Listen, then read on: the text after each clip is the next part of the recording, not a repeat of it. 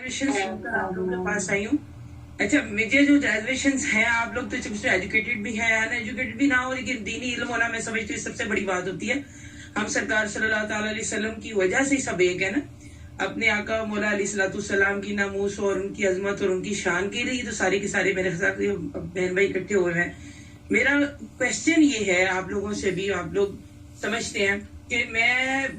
मेरी जो सिस्टर है बहुत ज्यादा वर्क करती है टीएलपी की, तो हमारे घर में तो सिर्फ अल्हम्दुलिल्लाह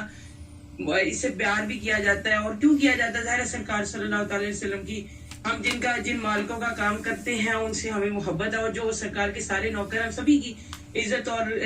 जाहिर जो हुजूर की इज्जतों पर पहरा देते हैं, हम उन सब बहन भाइयों की इज्जत करने वाले लोग हैं।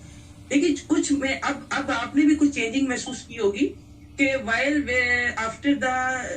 Demise of R Khadim Hussain Rizvi, जब वो तशरीफ ले गए इस दुनिया से, उसके बाद से आपने भी थोड़ी सी जो है वो रिजाइन चेंज हुआ। जब आपने महसूस किया होगा कि रिजवी साहब का टारगेट जो होता था ना, वो हमेशा गुस्ताखान रसूल थे। आपने गुस्ताखान रसूल को ना सिर्फ टफ टाइम दिया, बल्कि आप जो है वो उसके अलावा ब्रिटिश काउंसिल्स हो गए, क्लिंटन था, जो अभी अब ये पिछले जो गुजरा बाइडन आया, ये आपके इतने स्टैंडर्ड के कलाम होते थे कि कुफर आपसे लरसता था। आपने मोदी को जवाब दिए यहाँ बैठ के, और फिर आप जो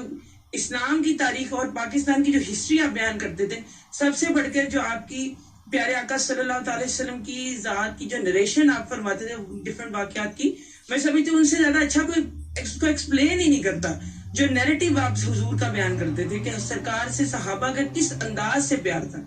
तो ये तो बहुत अच्छी चीजें थी। आप हमेशा इसी तरह गैरेट बिटलर्स को कितनी तकलीफ थी रजवी साहब की, लेकिन जब आपकी शहादत हो गई, आप दुनिया से तशरीफ ले गए हैं, उसके बाद टीएलपी का नैरेटिव इतना चेंज हुआ है कि मैं देखती हूँ कि आप बदमज़हबों को क्लोज आ रहे हैं, ठीक है, और दूसरा आप टारगेट अहले सुन्नत को कर रहे हैं। मेरी समझ से बाहर है ये चीज ना, मतलब ना सिर्फ दावत इस्लामी हो गई, बल्कि आपको आधे से ज्यादा तो हमारे अतारी हो गया। खुद अल्हम्दुलिल्लाह हमारे यहाँ पूरा खानदान है, सारे के सारे दावत इस्लामी वाले, सारे के सारे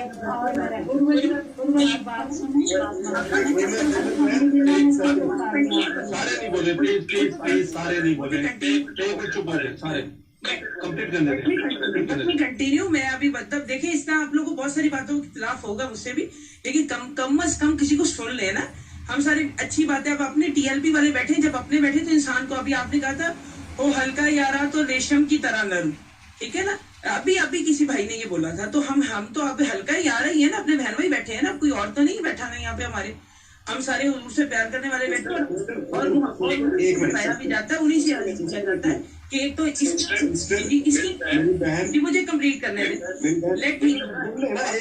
एक मैसेज देना है राजा साहब को रिमूव करके दोबारा वापस लेकर आएंगे। जी मैं कंटिन्यू करूं? जी करें। अच्छा,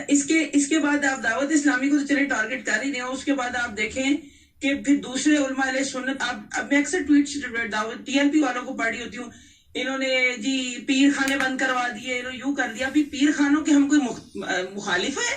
मतलब हम कौन से अहले सुन्नत, तो पीर खाना और मुशाइख अहले सुन्नत, उलमा अहले सुन्नत से प्यार करने वाले, हम तो इनको, ठीक है आपको किसी से इख्तिलाफ होगा, लेकिन इस तरह का नैरेटिव देना,